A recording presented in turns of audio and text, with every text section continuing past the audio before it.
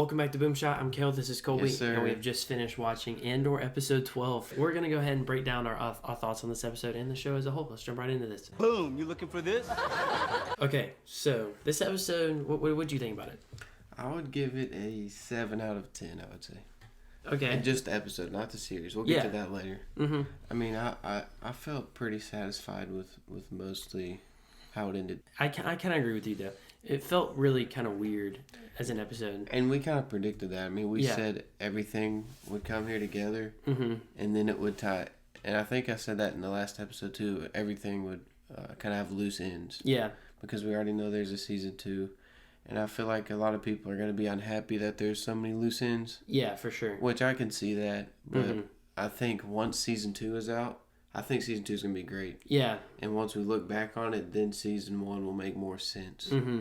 I definitely agree with that. And, like, honestly, looking back at, like, Mandalorian, like, not a lot happened in Mando season 1, honestly. But it set up a lot of season 2. And season 2 is a banger. And season 2 was indeed a banger. I kind of agree with that. Like, it did leave a lot of loose ends, but personally, it didn't make me mad because I know there's a season 2 coming. Right, yeah. If they hadn't announced a season 2, I'd be pretty upset. Yeah. Yeah, I'm thinking as far as finales, Star Wars show finales. Yeah. Really, the only one that was a banger outside of Clone Wars I can think of is Mando season 2. Yeah, I mean, and Clone Wars is in a realm of its own. So yeah, like Mando season 2, you know, with Luke, obviously that was incredible to watch. And Obi-Wan, I mean, I wasn't that impressed with the finale. Boba Fett, I was until they killed Caddy Daddy. Yeah, that kind of that hurt my feelings a little bit. Yes, that did hurt. That hurt my feelings too. I think this, to me, is a finale. Yes. Yeah. But the finale will be whenever the last season is, like the true finale. Yeah. I think it's more set up, and I can see how people are frustrated with that. But I mean, how do you feel? I've seen people say they didn't like how Cyril's story was throughout the show. Yeah, and he's your boy. He's your boy. Dude, that's John Walker, man. I couldn't remember his name for the first 8 episodes, but so yeah, a lot of people were saying that like his story almost was kind of pointless. Like he started out the show, which really that's not true. I mean, that's not true at all. Like his story started out that pushed Andor out of hiding. Like part of his story was pushing Andor out of hiding, but then after that, it kind of seemed like he got lost, probably in I don't want to even say, but he got lost in the show, I guess. But then he comes back, saves Dedra, but that's not the end of his story. Like right. that was ultimately a means to an end. And I can see where people are saying that. Like, if you look at where the show started and where he was and where he is now, I mean, it was kind of a down. Yeah. And I mean, never really came back up until the very end. Yeah. And still, it wasn't that much of a step up. But like we've been saying, it's not the end for him. No, not at all. I think like him saving Dedra as a means to an end. Like now he's got like maybe her like psychologically tricked into like not liking him, but like respecting him because he saved her from certain death. Yeah, I think he's gonna work his way up and get into the Empire in season 2, which is gonna be crazy. Yeah. And I think then that's his big the objective of his story. But we haven't seen it yet, so I can see where people are saying that. But I think it might would have been better if they had just like if he had gotten fired in the first 3 episodes, and you know had his role in Cassian like in the first 3 episodes, and then got fired, and then they bring him back later in season 2. But honestly, they kept on bringing him in just to remind you that he's there. That's the thing. Yeah, to me, I was just thinking about it. They didn't spend too much time on him. Yeah. And I mean, he was a main character, but if they would have spent like too much time on him and then he ended up like this, I would have felt a lot more like, okay, that was really pointless. But they didn't do that at all. Like instead, in multiple episodes, they would give you like little hints as to what he's up to and what he's doing. He was trying to get into the ISB. He was trying to get in good with Dedra, and so this was his end. This is the opportunity he was looking for. So and ultimately, he was trying to get revenge on Cassian, which. It's funny because all of them were really that was something that we predicted, that all roads were going to lead back to Ferrix, and on Rick's Road, man. That's what the episode's called. But so that's one loose end that the show left open. Dedra and Cyril, what happens? What's happening between them? And then we see another loose end. We see the guy with the bomb. We see the guy with the stone. I can't remember their names. I think it was Brazo. Yeah, and then Bix. We see them all leave on a ship. They another leave Ferrix. lady that I think. Yeah, and B2 dude. My man. And me too. I can't forget about that. In this episode. Can't forget about that. Yeah, I think, dude, Biggs, in this episode and the last few episodes, just heartbreaking watching what they did to her, man. And I know it tore Cassian's heart out. And like you said, we watched it together, and you're like, dude, Cassian's about to go off on these fools. Yeah, I thought he was about to go into a rage mode, dude. But he didn't. And then so that's one loose end. We don't know we really don't know what's gonna happen with them. It looks like they're gonna be in hiding somewhere, and Cassian's gonna have to come back and find them. Which, knowing how we know Rogue One goes, we wonder if he ever actually did go back. But no, dude. I'm sure he will in season 2. They're bringing them back. But then we got one final, technically loose end. The show ends with Luthen and Cassian on Luthen's ship. Yeah, and that's where he's officially joining the rebellion. Yeah. And that, I mean, to me, that's pretty hype, and we'll get to see a lot more of him in the rebellion. Yeah. In season 2. So. I think the reason that most people are probably disappointed with this show is because it was branded as like, this is this rebel here that you saw in Rogue One. Here's most people I felt like thought, at least I did, I thought this was going to be his time in the rebellion before Rogue One. And we've got zero of that. We got absolutely zilch of that, other than Aldani. Yeah. So, and he was really just kind of like a mercenary then. Yeah, and he was basically a hero for hire at that point.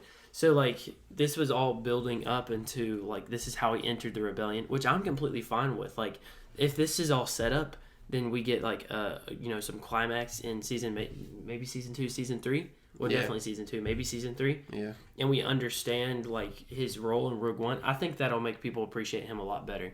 Yeah, and I already have, and I could see, because this show was definitely slow. Mm-hmm. There's not much action in it, and so, but to me, it just I enjoyed it. It was a palate cleanser. Yeah. Because the last few series have been 6 episodes, and everything's felt kind of rushed to me. Yeah. They force in all this action, which I enjoy to a certain extent, but to me this was a good palate cleanser. Yeah, and a lot of people get, like, for example, Obi-Wan Kenobi had, I guess, a lot of action at the expense of good writing.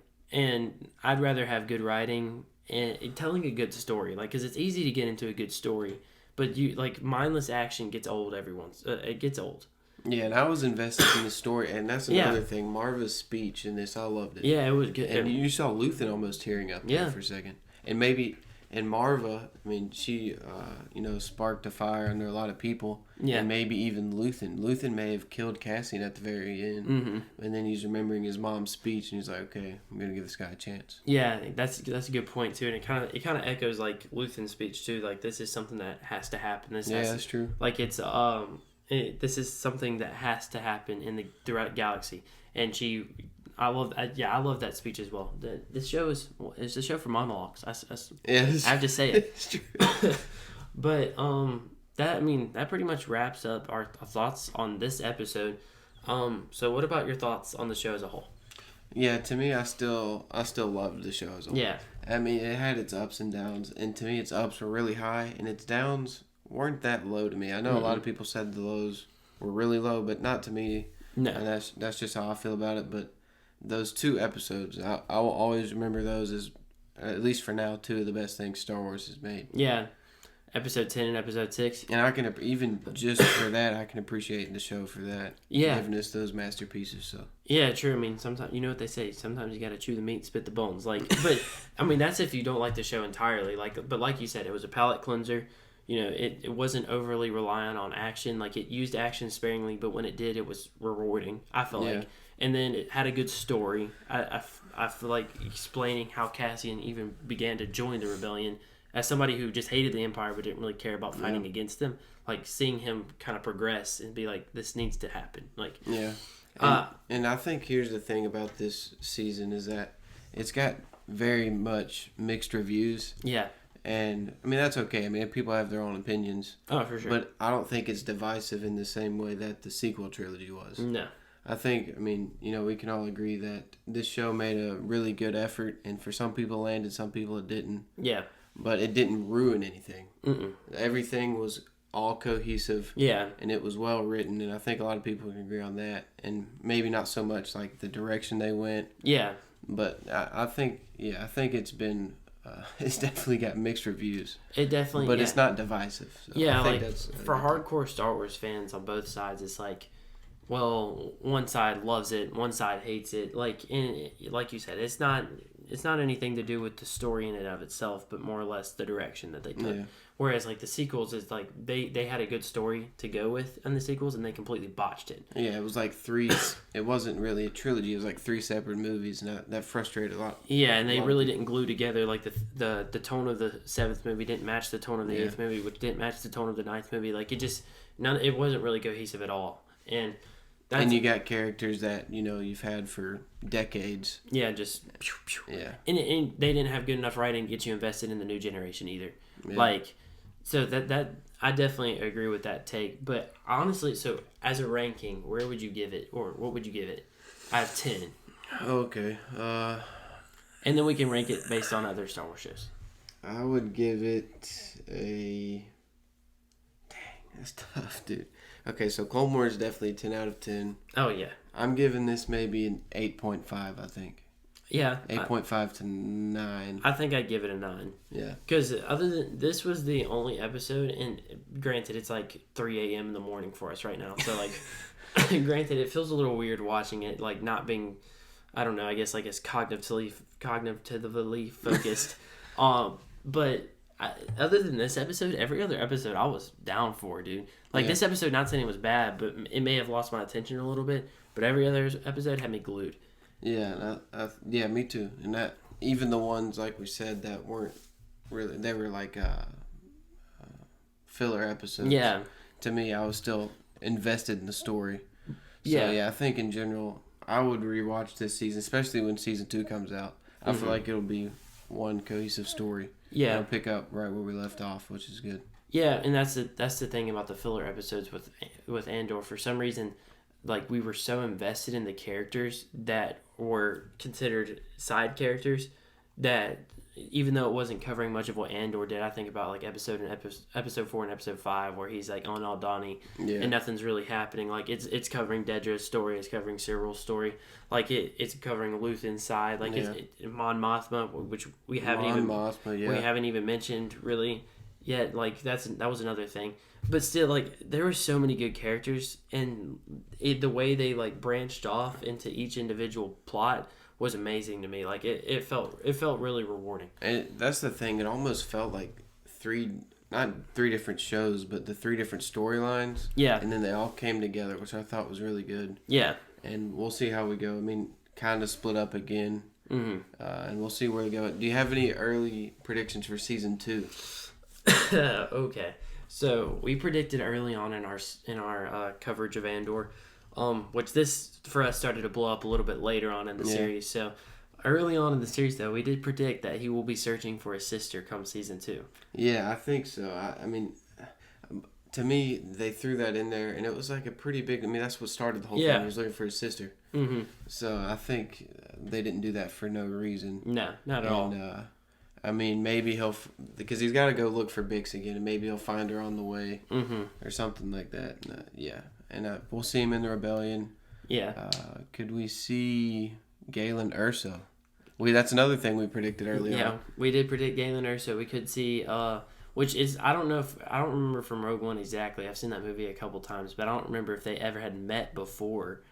But yeah, we could see some Galen Erso in there as well. I think we'll see a lot more of the obviously of the rebellion side of Cassian.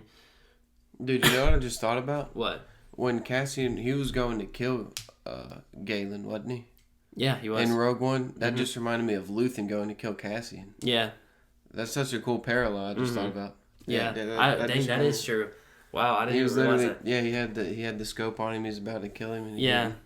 Yeah, I just thought about that. That's a cool parallel. I mean, I think there's a lot of stuff like that in this show that can be appreciated. Yeah, even though they said before, the show writer said before that it wasn't like Easter egg heavy, which it really wasn't. But there's still a lot of Star Wars references. Shop. Yeah, that's true. That thing was an Easter egg shop. Literally, the director said he didn't even know writers put Easter eggs in there. Like they just, or like the designers put Easter eggs in there. Yeah. It just happened. He was like, oh well, that's nice. But I think season 2 is going to be very, very, very, very focused on Andor's story specifically in the rebellion. the early formative battles of the rebellion. Like, maybe that's gonna be cool, man. Yeah, like seeing them assemble an army. Like, we got to see a little bit of the grassroots stuff through Luthen and Mon Mothma's side. Like, we got to see the logistics side of the grassroots. And maybe we'll get to see a little bit more of the action side of the grassroots. And I think the same thing on the Empire too. We're gonna see Dedra and Cyril work their way up and maybe get into some more known characters. I think that a lot of people are saying that was lacking. Yeah, like Andor was really the only main character we knew. Yeah, and I honestly, I don't mean to interrupt you at all. No, you're good.